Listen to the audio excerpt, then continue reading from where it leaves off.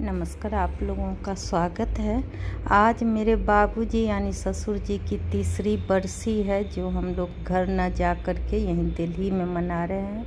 वो व्याकरण के मूर्धन्य विद्वान थे और सीएम कॉलेज में अपना कार्यकाल प्रोफेसर के रूप में पूरा जीवन व्यतीत किए। वो जो उन्हें जानते हैं उनके बारे में शब्द तो मैं नहीं बोल सकती कुछ कि वो क्या थे। वो जानते हैं, उन्हें वो पता है उन लोगों को।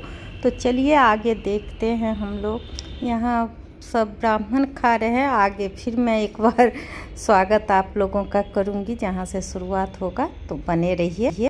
बाबूजी का नाम प्रोफेसर श्री सुरतीधर झा था, तो उनके नाम से उनको जानते होंगे सभी। तो चलिए एक बार फिर से मैं ब्लॉग स्टार्ट कर रही हूँ। नमस्कार, आप लोगों का फिर से एक बार स्वागत है। जैसा कि देख रहे हैं, ये फ़ोटो मेरे बाबूजी का है, मतलब ससुर जी का है। इनके लिए जो भी कहा जाए वो शब्द कम है, इनके लिए शब्द नहीं है, पर थोड़ा बहुत कुछ भी जानकारी देना ज़रूरी हो जाता है, क्योंकि बाबूजी बहुत बड़े प्रकांड विद्वान थे। उनके बारे में बोलने का तो शब्द नहीं हो सकता मेरे पास। काफ़ी जो दरभंगा मधुबनी के हैं वो जानते हैं।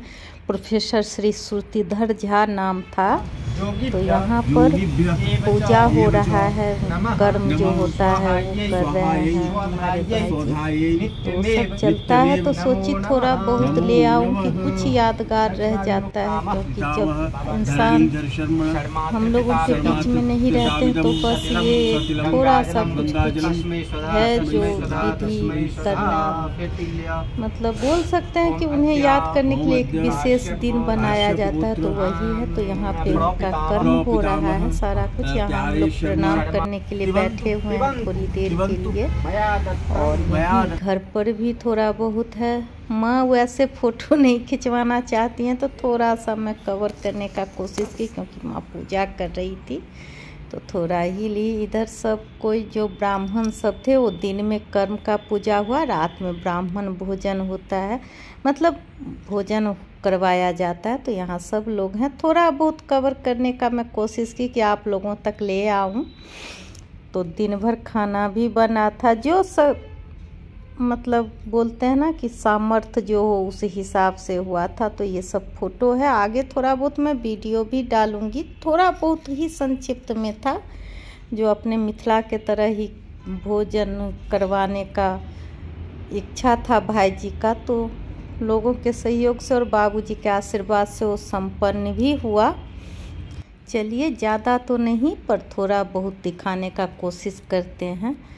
तो जो थोड़ा बहुत कवर हो सका वो, जैसे अब हमारे मिथिला में मटकुरी में दही होता है, ओल की चटनी होती है, साग होता है, खम्हार का तरुआ होता है, तो सब कुछ, वो सीताफल का भुजिया होता है, तो सब कुछ करने का कोशिश किया, और लोगों के सहयोग से और बाबूजी के आशीर्वाद से सब पूरा भी हुआ।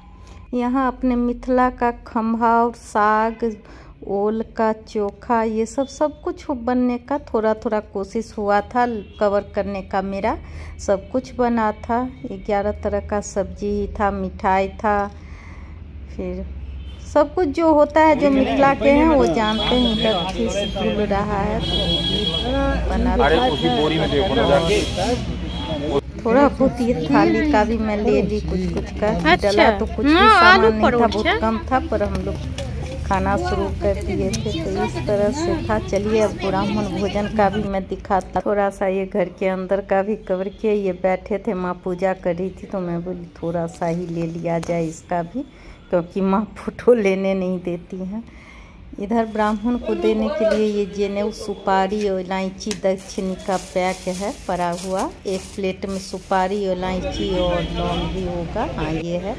और चलिए अब ब्राह्मण भोजन के लिए चलते हैं। जो जहाँ पर वो ब्राह्मण सब भोजन कर रहे हैं वहाँ ले चलती हूँ मैं आपको। यहाँ पर हो रहा है ब्राह्मण भोजन।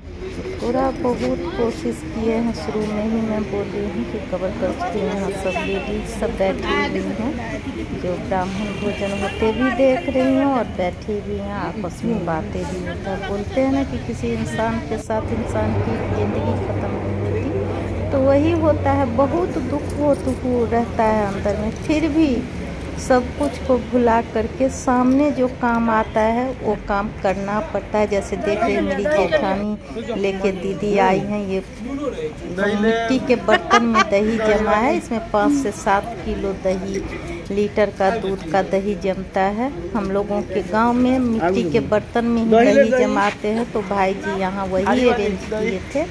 काफ़ी अच्छा दही जमा था।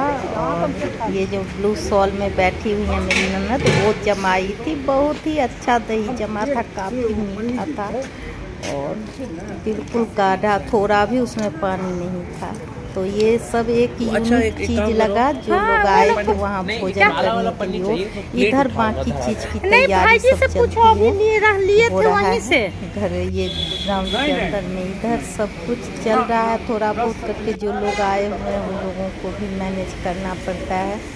तो हम लोगों से हुई होगी, टूटियाँ भी हुई होगी, हम नहीं कह सकते। हाँ, जरूर हिसाब से सब कुछ अच्छा करने का सभी ने कोशिश किया और सबों के सहयोग से बहुत ही अच्छे से ये संपन्न हुआ। तो देखिए यहाँ हो रहा है, नीचे पंगत में बैठ करके सभी भोजन कर रहे हैं। ये है यहाँ एक साइड में टेबल पे कोई कुछ बोले थे कि वीडियो बना लो, तो हाय आप कीजिए, तो मैं की थी। यहाँ पंगत में बैठा करके सभी को खिला रहे हैं। और बोलते हैं ना कि जितना आइटम होता है उतना टाइम लगता है परोसने में, तो वहीं यहाँ हो रहा था। और काफ़ी डिस्टेंस पे था, क्योंकि जैसा कि पता है दिल्ली में एक जगह तो बहुत बड़ा नहीं था, आसपास ही था, पर 3-4 फ्लैट में अरेंज हुआ था, तो उसका थोड़ा सा आने जाने में हो रहा था। तो यहाँ धीरे धीरे सारा सामान परोसा जाता है, फिर लास्ट में सभी कोई अपना भोजन शुरू करते हैं। तो अभी परोसने की ही प्रक्रिया चली और सबसे लास्ट में दही चीनी डाला जाता है। इसके बाद फिश होगा, मछली का भी था व्यवस्था। तो सब्जी सब दाल चावल खाने के बाद